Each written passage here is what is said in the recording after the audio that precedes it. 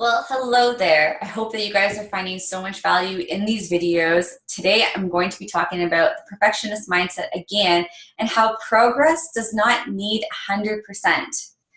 So with all my clients and with everyone that I have been around, especially with a lot of my mastermind groups, we're all hustlers. We all are work hard, play hard, everything has to be 100% all the time.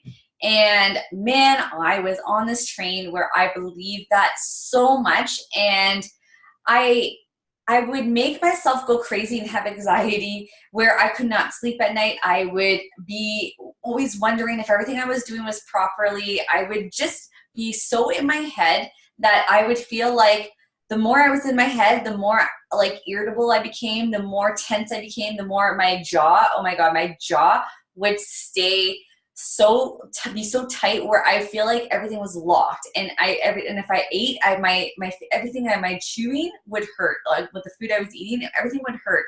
That's how tense I would become because I felt like I had so much control that I was losing control. I don't know if this makes sense to you. So if it does, let me know. But I'm because it brings me back to like that feeling of uncertainty where you just don't even know what the hell you're up to anymore. You don't know how to feel. That's losing control. That is like not success right there. That's feeling like you're just anything that goes out of whack, anything that goes out of your routine, anything that goes out of your cycle. It's like you are failing, and that's not right. Like that's treating yourself with so much like. So and I'm in the process of not saying like, so I'm sorry, and I just said it again. But at the same time, this really takes you out of that cycle of feeling success. And success does not need 80% or does not need 100% of the time. Success is being consistent. And this is what I've been teaching my clients for quite some time now, because I want you guys to know that, life happens. Life will always keep on happening, and there's no such thing as perfect. Perfect is not even it shouldn't even be in the dictionary, because there's no such thing. What is beautiful about this is that, you are doing a great job 80% of the time, and then there's 20% for learning lessons. I don't even call them failures and errors or anything like that. It's a learning lesson. It's learning how to, okay, well, that didn't work. How can I make this work?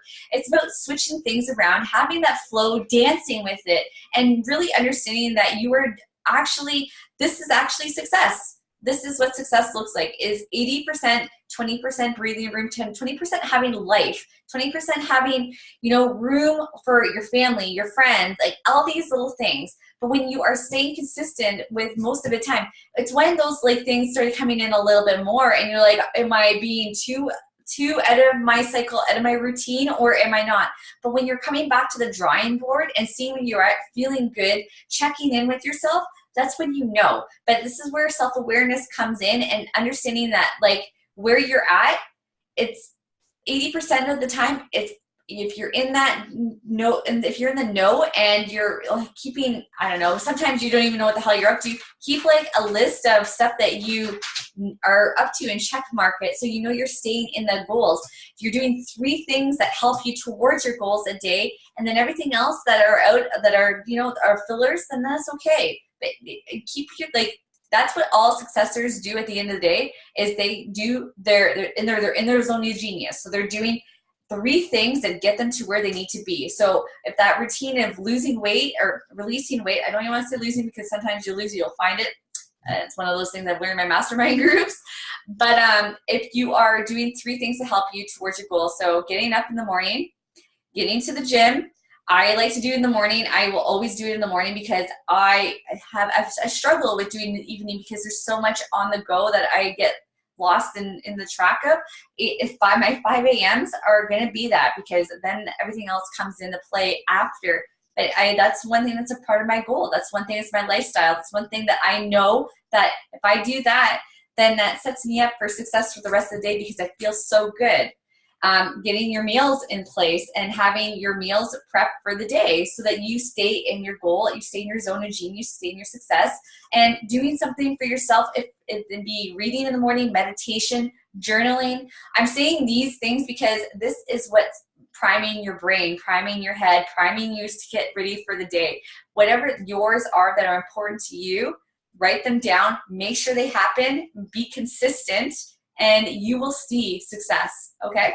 So this is my little spiel for today. I hope that this is helping you. Any questions, just comment below. Anything you want me to talk about, just let me know. And if you are struggling and you need to talk about it with somebody, just let me know. Let's set up a meeting. This is just me being there for you. And I just want to thank you so much. Thank you so much for listening, and have yourself a great day. Bye.